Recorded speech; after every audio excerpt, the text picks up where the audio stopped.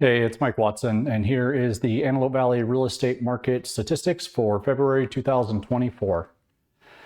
In February, we had 376 new homes come on the market. That was down just over 2% compared to January, but it was up 31.5% compared to last February. That's a pretty significant spike in the number of new homes, but we'll see here in a minute that that just wasn't enough. We had 344 homes go into escrow in February.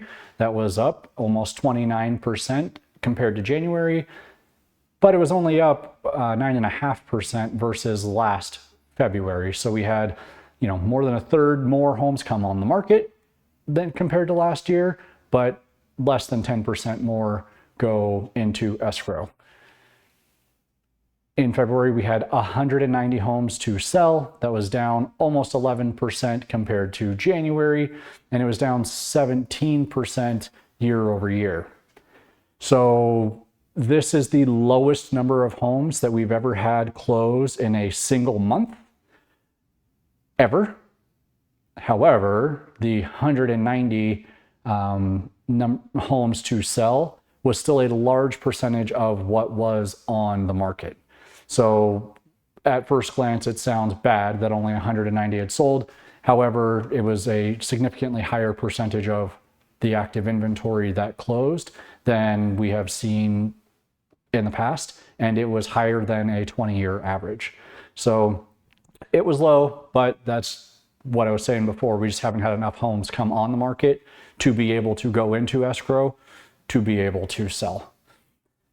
The average sales price was $462,000, and that was down 2% compared to January, but it was still up over 3% compared to last year. So we did have 2 months in a row where the average selling price did decrease slightly, and contrary to popular headlines, our average selling price is still up over 3% year over year for the same month.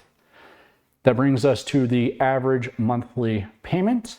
It was just over $3,600. You can see that.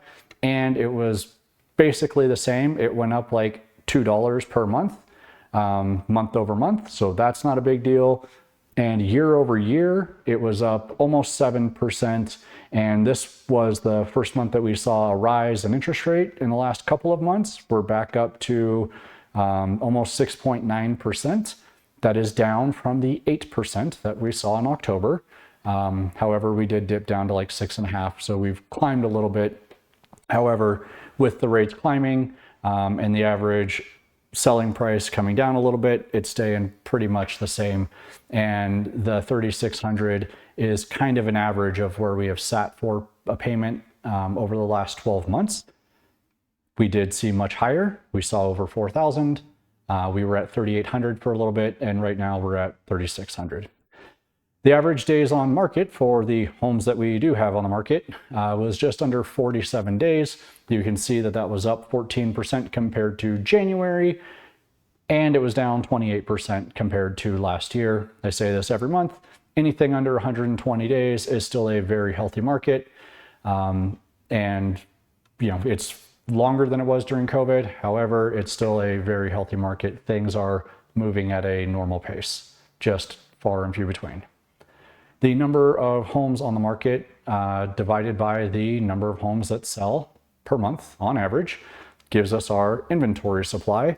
And right now we are at a 2.27 month supply of homes. So again, if we didn't have another home come on the market, we continued to sell at our average rate.